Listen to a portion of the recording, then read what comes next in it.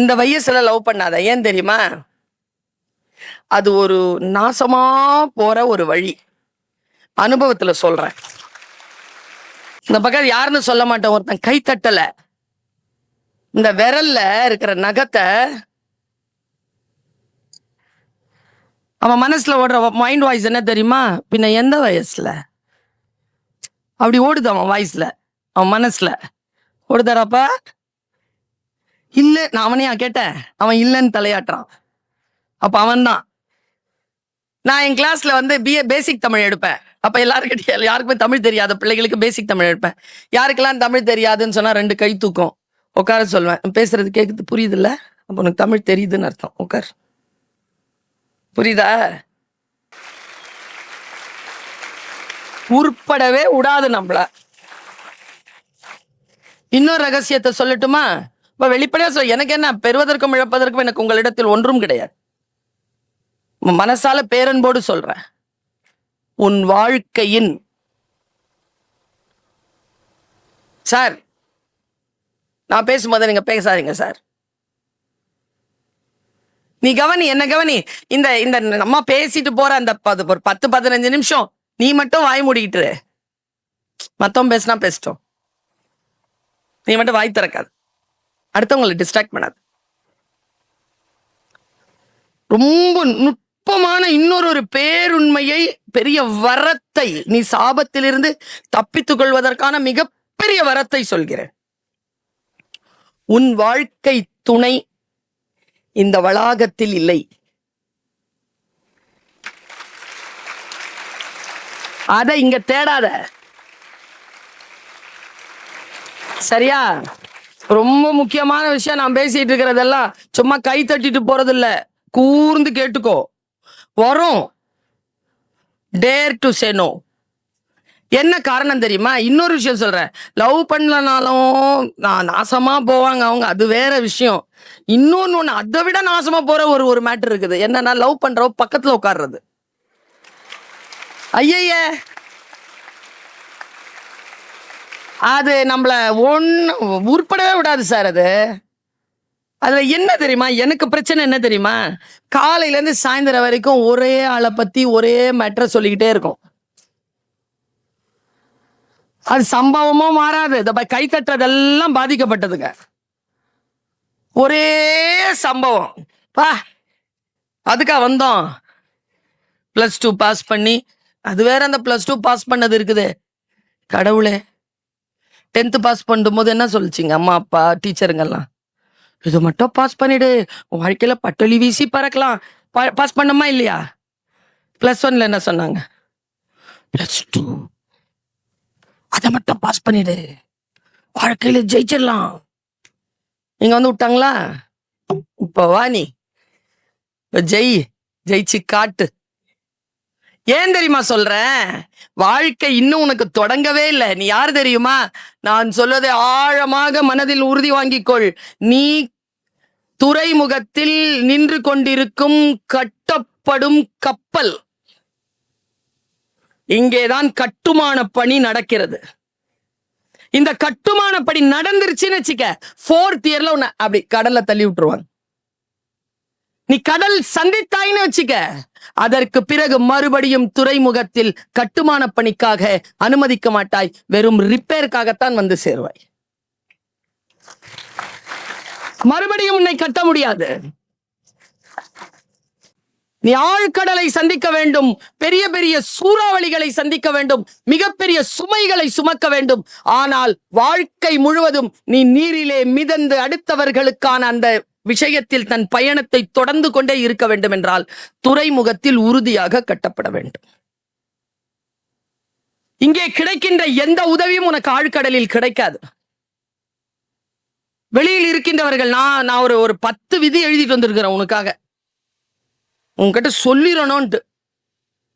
ரொம்ப முக்கியமான விதிகள். என் பையன் நான் சொன்னா கேட்பான். ஆனா எப்படி நடிப்பான்னா, கேட்கிற மாதிரியே நடிப்பானா, ஆனா என் முன்னால அப்படி நடந்துக்கவே மாட்டான். ஆனாலும் அவனுக்கு நான் நல்லது சொல்லிக்கிட்டே இருக்கிறேன். ஏன் தெரியுமா? உங்களைப் போலத்தான். நான் சொல்வது இப்பொழுது உங்களுக்கு சரிவர இருக்காது. ஒரு முறை வாழ்க்கை உங்கள் முன்னால் சவால்களை வீசுகின்ற பொழுது நான் சொல்லி தந்தது அங்க ஞாபகத்துக்கு வரும். கூட இருக்கிற பொண்ணு சில டைம்ல கடவுள் நம்ம கிட்ட நேரடியா பேச மாட்டார் குழந்தைகளை, கூட இருக்கிறதன் மூலமா தான் பேசுவார். அந்த பேச்சை கவனிச்சுக்கணும். எது சாத்தானின் குரல், எது கடவுளின் குரல் நமக்கு தெரியணும். வேணாண்டி, அவன் சிரிப்பே சரியில்லை, மெசேஜ் வந்தா டிலீட் பண்ணிடு. கடவுளின் குரல் டிலீட் பண்ணிடு. உன்னை பார்த்து யாரும் சிரிக்கலன்னு உனக்கு பொறாம போ, கிடையாது. வாழ்க்கை நம்மிடத்தில் சில வார்த்தைகளை தரும். இறைவன் விரும்புகிறான், அதனால் அந்த வார்த்தைகளை அடுத்தவர்களுக்கு மூலமாக நம்மிடத்தில் செலுத்துகிறான். வாங்கி வைத்துக்கொள். நான் பாரு, உனக்கு ஜப்பான்காரன் தன்னுடைய மாணவனுக்கு சொல்லுகின்ற 5 விதிகளை சொல்கிறேன். நான் ஜப்பான் நாட்டிற்கு சென்ற பொழுதுங்க, யாருமே ரோட்ல ட்ரெயின்ல போன் யூஸ் பண்றது இல்லைங்க. எல்லாரும் புக் வச்சு படிச்சுட்டு இருக்காங்க. நீங்க எந்த ட்ரெயினும் பாருங்க, நீங்க கூகுள் பண்ணி பாருங்க, ஜப்பானியர்கள் டிராவல் பண்ணும் பொழுது புக்கு தான் வாசிக்கிறாங்க. அவர்கள் மொபைல் பார்ப்பதே இல்லை. பார்த்தா அங்கிருந்து தான் ஃபர்ஸ்ட் நோக்கியா வந்திருக்குது. அவன் தான் தொடங்கி விட்டது. உலகத்திலேயே ஆக டேஞ்சரஸ் கேம்ஸ் கொரியா, சைனா, இவங்கெல்லாம் அந்த கேம்ஸை உருவாக்கி வெளியில மார்க்கெட் பண்றாங்க. அவர்கள் நாட்டில் அது தடை செய்யப்பட்டிருக்கிறது. எனக்கு புரிவதே இல்லை, நமக்கு ஏன் டேஞ்சர் புரியறதில்ல? நான் இப்படி சொல்லட்டுமா, உனக்காக இந்த கல்லூரியில் சில கதவுகள் மூடப்பட்டிருக்கும்.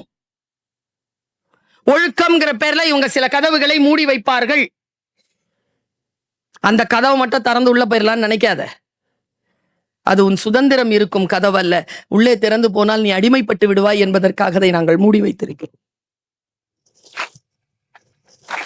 உன் அடிமை கருதிதான் அது வேண்டாம் என்று சொல்கிறோம்.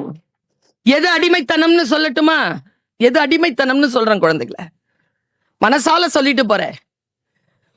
உங்களிடத்தில் நான் என் இறைவனின் சாயலை, அவர்களுடைய பேரருளை நான் பார்த்து கொண்டிருக்கிறேன். அதனால் நான் சொல்லுகிறேன். நான் சொல்லுகின்ற இந்த சொற்கள் எதுவுமே என்னுடைய டைரியில இல்லை. நான் சொல்லுகிறேன், மனதால் சொல்லுகிறேன். வாழ்க்கை உங்களுக்கு அதி அற்புதமானதாக, ஆசீர்வாதம் கொண்டதாக வந்து சேர்ந்திருக்கிறது. சுதந்திரத்தை கையில் பிடித்துக் கொள்ளுங்கள். அடிமைத்தனத்திற்கு நோ சொல்லுங்கள். எது சுதந்திரம், எது அடிமைத்தனம்னு இப்ப அம்மா சொல்லிட்டு போயிடுறேன். நீ எல்லாம் நினைக்கிறாய் இந்த வயதிலே சுதந்திரமாக வெளியில் போய் போதைக்கு உட்படுவது, செக்ஷுவல் ஆக்டிவிட்டீஸ்ல ஈடுபடுவது, போய் ஏதாவது ஒன்று தனக்கு உன்னுடைய உடல் என்ன ஹார்மோன் என்ன சொல்கிறதோ அதையெல்லாம் போய் செய்வது, டான்ஸ் ஆடுவது, பாட்டு பாடுவது, கத்துவது, இதெல்லாம் சுதந்திரம் என்று நினைக்கிறாய். நான் சுதந்திரத்தை ருசித்தவள், அதனால் சொல்லுகிறேன். அது சுதந்திரம் அல்ல. அது உன்னை ஏதோ ஒரு வகையில் அடிமைத்தலைக்கு உள்ளே அழைத்து செல்லக்கூடிய வலை. சாட்டர்டே சண்டேங்கிறது ஓய்வுக்கு தானே வருது. அன்னைக்கு என்னத்துக்கு மிட் நைட் வரைக்கும் உனக்கு பார்ட்டி? ஓய்வு நாள் தானே அது. நமக்கு எப்படி பெர்ஸ்பெக்டிவ் புரியுறது பாரு. இப்ப நான் ஒழுங்கா ட்ரெஸ் பண்ணிட்டு வந்திருக்கேனா? என்ன இல்லையா? சரியா ட்ரெஸ் பண்ணலையாடாப்பா? ஒரு டீச்சர் இப்படிதானங்க பண்ணுவாங்க. எனக்கு ஏன் போத்துனாங்க? துணி போத்துனாங்கல்ல, இப்போ ஏன் போத்துனாங்க? ஒரு ஒரு மரியாதை. அப்போ ஊரெல்லாம் என்ன சொல்லுது? உடலை ஆடையால் போர்த்தி இருப்பது மரியாதை. புரியுதா? இல்ல, அப்படிலாம் இல்ல.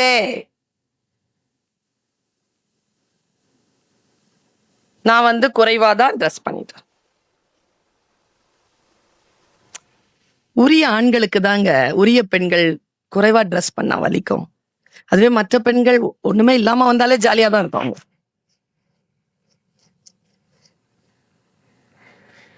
ஒண்ணு புரிஞ்சுக்கோங்க குழந்தைகளை, ஒரு லேட்ரல் திங்கிங் சொல்ற, ஒரு பக்கவாட்டு சிந்தனையை சொல்லுகிறேன். உடலை ஆணும் பெண்ணும் ஆடையால் போர்த்தி இருப்பதற்கு பெயர் மரியாதை.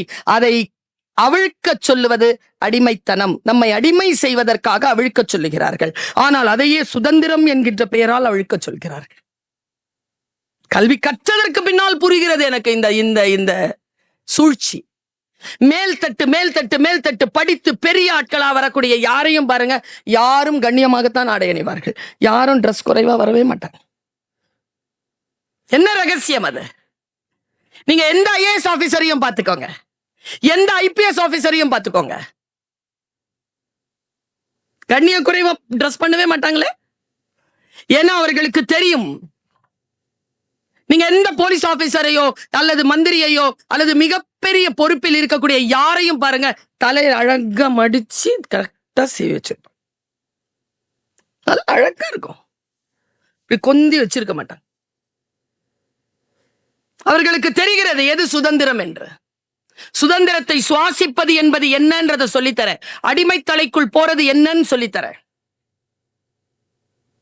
இந்த வயதில் நீ தெரிந்து கொள். நான் விதிகளை பிறகு சொல்லுகிறேன், ஜப்பான் விதிகளை பிறகு சொல்கிறேன். இந்த சுதந்திரத்தை புரிந்து கொள். அடிமை தலையில் ஒருபோதும் போய் சிக்கிக் கொள்ளாத. முதல்ல ரொம்ப நல்லா தான் இருக்கும். எப்பொழுது அது இல்லாமல் உன்னால் வாழ முடியாதோ அப்பொழுது நீ அதற்கு அடிமைப்பட்டு விட்டாய் என்று பொருள். ஆசைக்காகத்தான் போவாய். ஆனால் அது இல்லாமல் முடியாது என்கின்ற நிலையில் உன்னுடைய உயர்ந்த நிலை தாழ்ந்து வந்து கரைந்து போய் ஒன்றுமில்லாம போயிடுவ. சரி, நோ. ஸ்டார்டிங்லயே சொல்லிட்டு நோ. ஃபர்ஸ்ட் இந்த வயசுல நோ சொல்றவன் ஜோக்கரா தான் தெரியும். ஆனா நான் சொல்றேன், 10 வருஷத்துக்கு அப்புறம் அவன் தான் ஹீரோ. எல்லாத்துக்கும் எஸ் எஸ் சொல்லிட்டு இருந்தான்ல, 10 வருஷத்துக்கு அப்புறமா அவன் 0 கூட இல்லை. அது கூட ஒரு பெருமதி இருக்கு. பாருங்க, நான் சமீபத்துல ஒரு ரீல்ஸ் பார்த்துட்டு இருந்தேன். நீங்களா ரீல்ஸ் பாப்பீங்களா? அவங்க இருக்காங்கன்னு பார்க்காத, பாப்பீங்க தானே? இன்னைக்கு நான் சொல்ற பாரு, லிமிட்டடா பாரு. என் பையன் என்கிட்ட சொன்னான், அம்மா நீ மட்டும் நல்ல நல்ல ரீலா பாக்குற, எனக்கு மட்டும் அது வரமாட்டேங்குது. நீ எந்த ரீல 10 செகண்ட்ஸ்க்கு மேல பாக்குறியோ அதே தரத்தோட ரீல்ஸ் உனக்கு வரும். நீ என்ன பாக்குறியோ அது உனக்கு வருது, நான் என்ன பாக்குறேன்னா அது எனக்கு வருது. இதுதான் ஏனுடைய சூட்சுமம். நீ எதை தொடர்ந்து, சில பேர் சொல்லுவோம் மொபைல் திறந்தாலே நீங்க தான் வரீங்க. ஏன் வரேன்? 10 செகண்ட்க்கு மேல கேட்கற என் பேச்ச. 138 சேனல்ல ஓடுது என் பேச்சு. கரெக்டா பார்த்து அனுப்பிக்கிட்டே இருப்பான். நீ வேற ஏதாவது ஒரு குற்ற நடவடிக்கையில இருக்கக்கூடிய ஒரு விஷயத்த பாரு, தொடர்ந்து உனக்கு அதான் வந்துட்டு இருப்பான். நான் ஒரு ரீல் பார்த்தேன், அந்த விஷயத்த மட்டும் கடத்திட்டு போயிடுறேன். அந்த ரீல் என்ன சொல்லுச்சுன்னா, நீ போட்டாலும் கிடைக்கும் உனக்கு, வேட்டை நாயை துரத்தும் சிறுத்தை. யாரெல்லாம் பார்த்திருக்கீங்க? யாரும் பார்த்தது இல்லையா? ஓகே, இன்னைக்கு போய் பார்த்துக்கோங்க.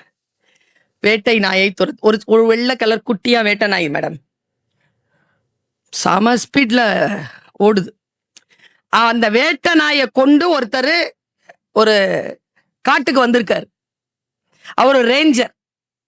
அவர் அங்க டென்ட் அடிக்கிறாரு. அது அவருடைய வனப்பகுதியை பார்த்து கொள்வதற்காக அவருக்கு போடப்பட்டிருக்கக்கூடிய ஜாப். டென்ட் அடிச்சிட்டார், கதவுகள் எல்லாம் பூட்டி எல்லாம் பண்ணிட்டு தன்னுடைய வேட்டை நாயை அனுப்புறாரு. சுத்தி பாதுகாப்பா இருக்கா, இல்லாத மிருகங்கள் ஏதாவது இருக்கான்னு பார்த்துட்டு வந்துட்டு, அது பார்த்துட்டு வந்து சொல்லோன்னு. அந்த வேட்டை நாய் இவ்வளவு குட்டியா இருக்கு, இவ்வளவு இருக்குது, நல்லா இவ்வளவு நீட்டா இருக்கு, ஒயிட் கலர்ல இருக்கு, மெலிந்து இருக்கு. என்ன பெரிய பிரீடாத்தால் தெரியல, சாதாரண வேட்டை நாய். வேட்டை நாயெல்லாம் அப்படிதான் இருக்கும். ரொம்ப அலங்காரமா இருக்கிறதெல்லாம் அது வீட்டுக்குள்ள வச்சு பூட்டி நாம வெளியில காவலுக்கு இருக்கணும். இது பாக்குறதுக்கெல்லாம் சுமாரா தான் இருக்கும், ஆனா நம்மள பாத்துக்கோ. நமக்கு பல நேரங்கள்ல இந்த கருத்து புரிவதே இல்லை. அந்த நாய் போய் ரேஞ்சஸ் சுத்திட்டு வருதுங்க. அந்த டைம்ல அத ஒரு சிறுத்தை பாத்துருச்சுங்க. இருக்கிற ஒரு சிறுத்தை, பெரிய சிறுத்தை ஓடணும். எப்படி ஓடும் சீட்டா? 160 கிலோமீட்டருங்க. தொடங்குறது 40ல தான் தொடங்குது. 40ல தொடங்குது. 160 கிலோமீட்டர்ல ஓடுது. வேட்டை நாய் சும்மாவா? அது உயிருக்கு பயந்து ஓடுது, பயங்கரமா ஓடுது. இதோட அதோட அப்படியே ரேஞ்ச் இப்படி குறையுதுங்க. வந்து அப்படியே போய் இப்படி போயிடுச்சுங்க. நேர்ல பார்த்தா டென்ட் இருக்கு. ரைட் சைட்ல ரேஞ்சர் நிக்கிறார். வேட்டை நாய் ரேஞ்சரை பார்த்துருச்சு. ஆனா ரேஞ்சருக்குள்ள வேட்டை நாய் போல ரேஞ்சர் கிட்ட. ஏன்னா அந்த வேட்டை நாய்க்கு பிசிக்ஸ் தெரியும். இப்படி போய் இப்படி ரைட்ல கட் பண்ணோம்னா ஃபோர்ஸ் குறையும். இந்த சீத்தா வந்து அடிச்சிரும் தெரியும். நம்ம 10th வரைக்கும், நீங்களாம் +2 வரைக்கும் கூட படிச்சீங்களா பிசிக்ஸ்? ஆனாலும் படிக்கட்டில் இறங்கும் போது கீழே விழுந்துருவோம். பஸ்ல இருந்து இறங்கி கீழே விழுற ஆட்கள்லாம் உண்டு. ஒழுங்கா பிசிக்ஸ் தெரிஞ்சா ஒரு பொருளை கூட கீழே விட மாட்டோம். அதுக்கு பேர் தான் பிசிக்ஸ். நான் தமிழ் டீச்சர், நான் அப்படிதான் நினைக்கிறேன். பயாலஜிங்கிறது, கெமிஸ்ட்ரிங்கிறது, ஜுவாலஜிங்கிறது, பாட்னிங்கிறது, சோஷியல் சயின்ஸுங்கிறது, லிட்ரேச்சருங்கிறது, மேத்தமேட்டிக்ஸுங்கிறது எல்லாம் வந்து அப்ளிகேஷன்ஸ் தான். Life application to understand the life, not to understand the subject. நான் எனக்கு அதை புரிஞ்சுக்கிறேன்னா நான் வளர்றேன். சும்மா மார்க் வாங்கி காட்டுறது இல்லை. சொல்றேன் பாரு. நேரா போயிடுச்சு அந்த நாய். கதவு திறந்திருந்தது. நாய் பயந்து போய் அந்த ரூம்குள்ள நுழைஞ்சது பாரு. அதே வேகத்துல சீத்தா வந்து அந்த ரூம்குள்ள நுழைஞ்சிருச்சு. சீத்தாவுடைய ஃபோர்ஸ்ல கதவு மூடிருச்சு டப்புன்னு. அது ஒரு இரும்பு லாக் போட்ட கதவு. இப்ப ரேஞ்சருக்கு எப்படி இருக்கும்? ரேஞ்சர் என்ன நினைப்பார்? என்ன பயப்படுவார் ரேஞ்சர்? நாய் காலி. கதவு திறக்க முடியுமா ரேஞ்சரால? ஏன்? சிறுத்தை பாஞ்சிரும் வெளியில. அவர் உடனே ரெஸ்கியூ டீமுக்கு போன் பண்றார். ரெஸ்கியூ டீம் வருது. ரீல்ஸ்லாம் 10 செகண்ட்ல முடியுது. இதுதான் நீ பார்த்தாலே நீ தான் புரிஞ்சுக்குவே. நீ மேல ரூம்குள்ள கேமரா போடுறாங்க. கேமரால பார்த்து நான் அதிர்ந்து போன குழந்தைகளை.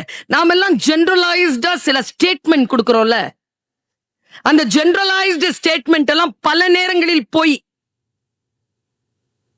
நம்ம மன பிராந்தி மேல போய் காட்டுறாங்க. அந்த நாய் இருக்குல்ல, அது அந்த செவ்வகமா இருக்கிற ரூம்ல ஓரமா அப்படி படுத்துட்டு இருக்கு, பயந்து உயிரோட இருக்குது. அந்த அந்த சிறுத்தைய பார்த்துட்டு இப்படி ஓரமா, சிறுத்தைய காணோம். அப்படியே ரவுண்ட் அடிக்குது கேமரா. சிறுத்தை எங்க இருக்குது தெரியுமா? மூடப்பட்ட கதவு இருக்குல்ல, கதவுல ஒட்டிக்கிட்டு நாயை விட நடுங்கி கிடக்கு.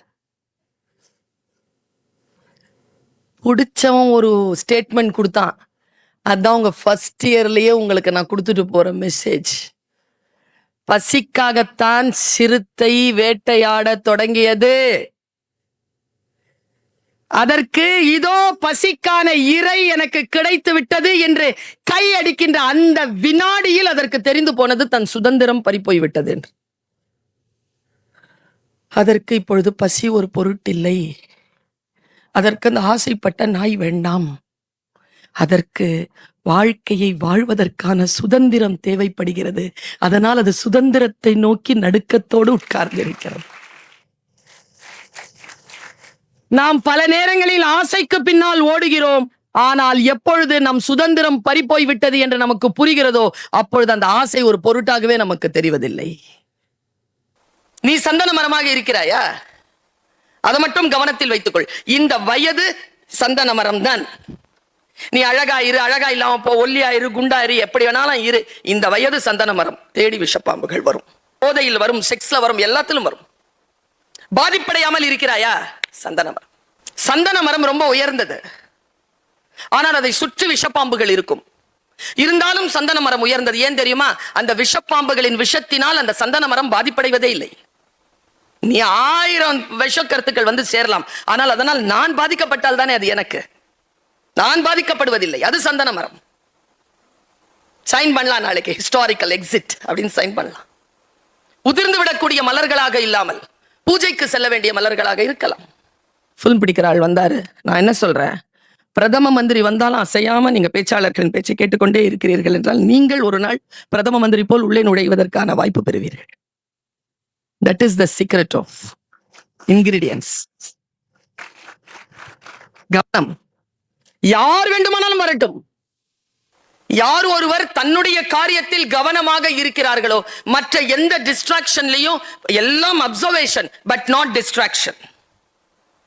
எல்லாவற்றையும் நான் பார்க்கிறேன், ஆனால் என்னுடைய காரியத்தில் இருந்து நான் என்னை டிஸ்ட்ராக்ட் செய்து கொள்ளவில்லை என்று யார் நினைக்கிறார்களோ அவர்கள் சந்தன மரங்கள்.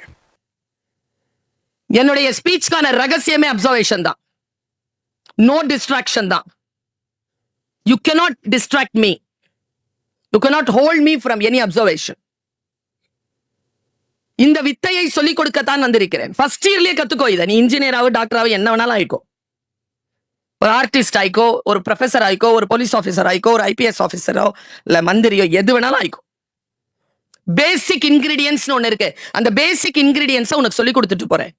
ஃபர்ஸ்ட் டேல இருந்து கடைசி நாள் வரைக்கும் நான் சொல்லுகின்ற சில விஷயங்களில் நீ கவனம் செலுத்திக் கொண்டால், நான் உனக்கு சொல்லுகிறேன், இன்னும் 5 ஆண்டுகளுக்கு பிறகு நான் உன்னை சந்திக்கின்ற பொழுது, மேம் நீங்க சொன்னீங்களே 68, நான் 1 crore தாண்டிட்டேன் மேம்னு நீ என்கிட்ட கால் லெட்டர் காட்டுவேன். நீ அவ்வளவு பொட்டன்ஷியலாக வளர்வதற்கான வாய்ப்புகள் இந்த கல்வி வளாகம் உனக்கு தரும். வெற்றிகளை தராது, வெற்றி பெறுவதற்கான வாய்ப்புகளை ஏற்படுத்தி தரும். அந்த வாய்ப்புகளை யார் பயன்படுத்திக் கொள்கிறார்களோ அவர்கள் வெற்றி கனியை கைப்பிடிக்கிறார்கள். வெற்றியாளர்கள் எல்லோரும் வாய்ப்புகளை பயன்படுத்தி கொண்டவர்கள் தான். என்னுடைய வாழ்க்கையை நான் தொடங்கியது ஒரு பிடி டீச்சரா, ஒரு பென்சிலோட. 23 years கையில பென்சில். எல்கேஜி யூகேஜி குழந்தைகளுக்கு பிடி டீச்சர். நான் 3 months தான் ஒர்க் பண்ணேன் அந்த ஸ்கூல்ல. சில விஷயங்கள் நடந்தது. நான் எந்த மாதிரியான கிரீச்சர்னா, யாராவது திட்டினாலோ, யாராவது அவமானப்படுத்தினாலோ, யாராவது என்ன கேவலப்படுத்தினாலோ நான் திரும்பி ரியாக்டே பண்ண மாட்டேன். அப்படியே அப்சர்வ் பண்ணி வச்சுப்பேன். யார் நம்மளை அவமானப்படுத்தினாங்களோ, யார் நம்மளை கிரிட்டிசைஸ் பண்ணாங்களோ அவங்களுக்கு முன்னால உயர்ந்து காட்டுவேன். அதுதான் அவர்களுக்கு தருகின்ற பதில் என்பது தெரிந்த பிறகு வெற்றியை ருசிக்க தொடங்கினேன் நான். அதான் பதில். அவங்களோட சண்டை போடுறது இல்ல பதில். எப்படி வெற்றி பெறுவது?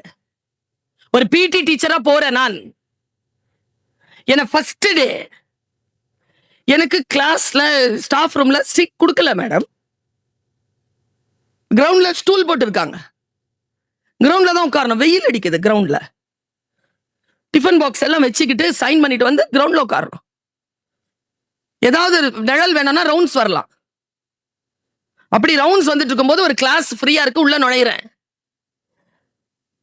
உள்ள நுழைகின்ற பொழுது அங்க கிளாஸ் இல்ல.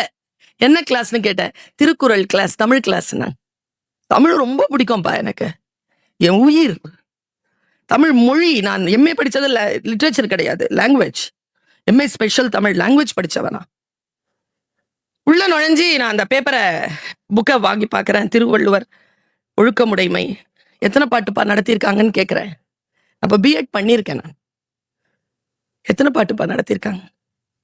3 பாட்டு மேடம். 4வது பாட்டு நான் நடத்தவான்னு கேட்குறேன். பசங்களாம் சிரிக்கிறானுங்க. நல்லா நடத்துவேன்னு சொன்னேன். நடத்துங்க நடத்துங்கண்ணா. அப்படி ஆரம்பிக்கிறதுக்குள்ள டீச்சர் வந்துட்டாங்க கிளாஸ்க்குள்ள. பிடி டீச்சர் தானே நீங்க? தமிழ் புக்கை வச்சுட்டு என்ன பண்றீங்க? போங்க வெளியில. உனக்கு தெரியுமா, இந்த இடத்துல என் ஈரல் வந்து அப்படி மாட்டுச்சு, அப்படி அடைச்சுக்கிடுச்சு துக்கம். தமிழ் கையில புக் இருக்கு, படிச்ச படிப்பு இருக்கு, ஆனால் அதிகாரம் இல்லை, நடத்த முடியாது. அந்த துக்கத்தோட வெளியில வந்து எம்ஏ முடிச்சு ஃபர்ஸ்ட் இயர்லயே யூஜிசி கிளியர் பண்ணி அங்கேயே பிஹெச்டி ஜாயின் பண்ணி பிஹெச்டியை சப்மிட் பண்ணிட்டு 5-6 வருஷத்துக்கு அப்புறமா ஒரு காலேஜ்ல இன்டர்வியூக்கு போய் இப்படி உட்கார்றேன். என் பக்கத்துல என்ன வெளியில போக சொன்ன அதே டீச்சர் இன்டர்வியூக்கு உட்கார்ந்துருக்காங்க. வந்து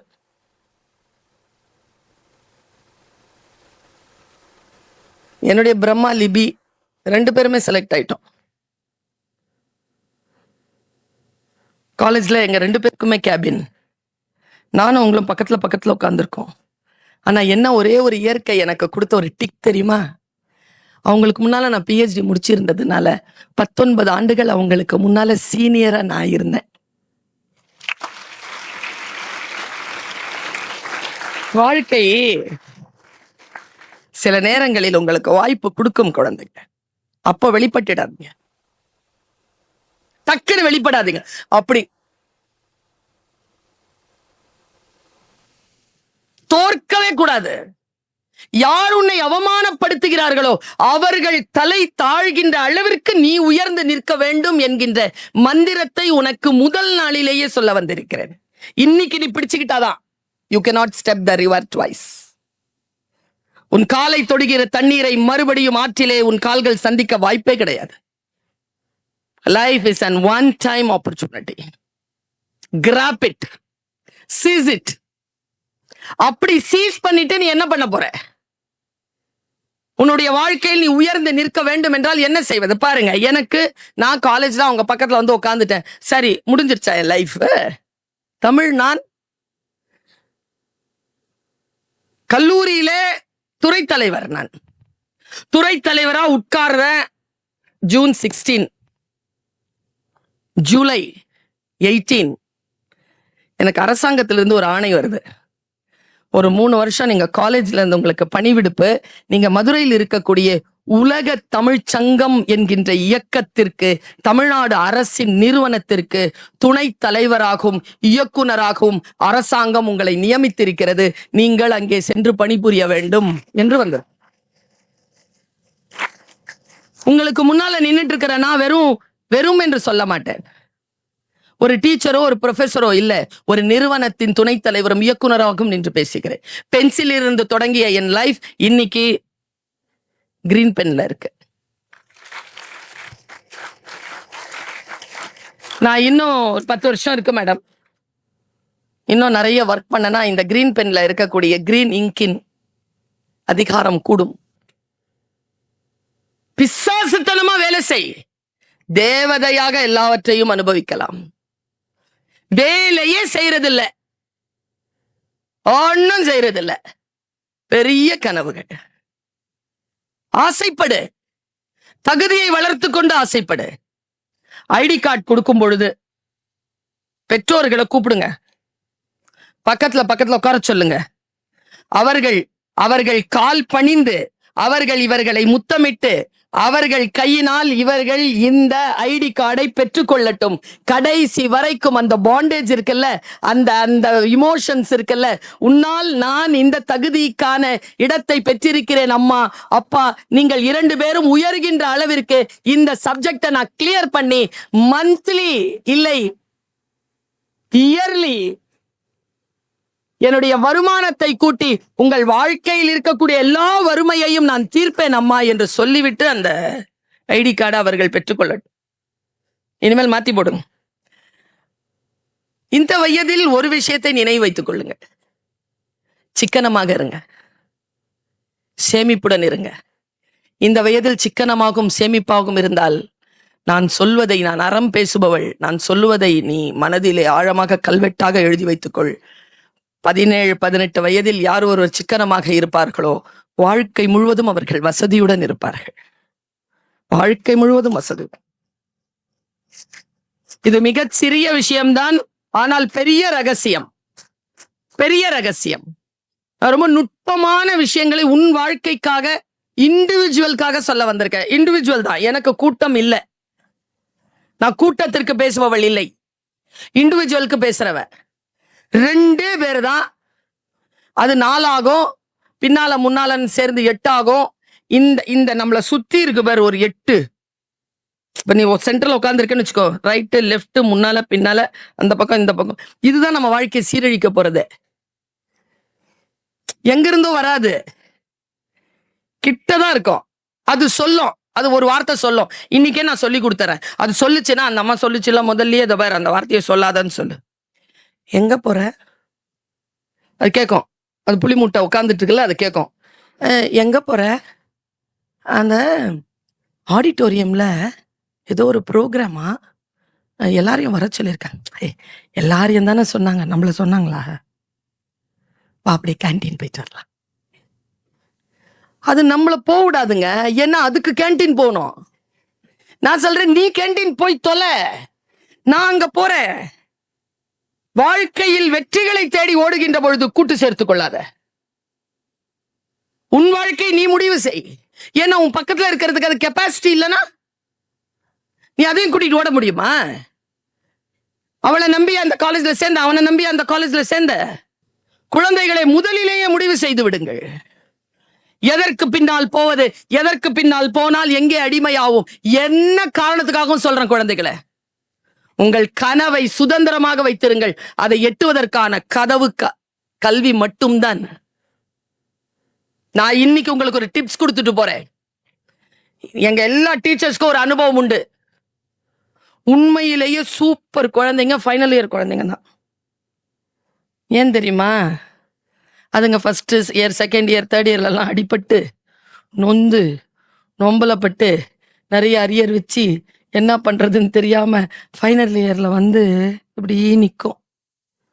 பாவமா இருக்கும் அதுங்களை பார்க்க. அதுல சிலது இருக்கும் சிங்கம்புலி மாதிரி, அது சிலது இருக்கும் பாவமா இருக்கும். நான் சொல்றேன், ஃபர்ஸ்ட் இயர்ல இருந்தே முடிவு பண்ணு, நோ அரியர்.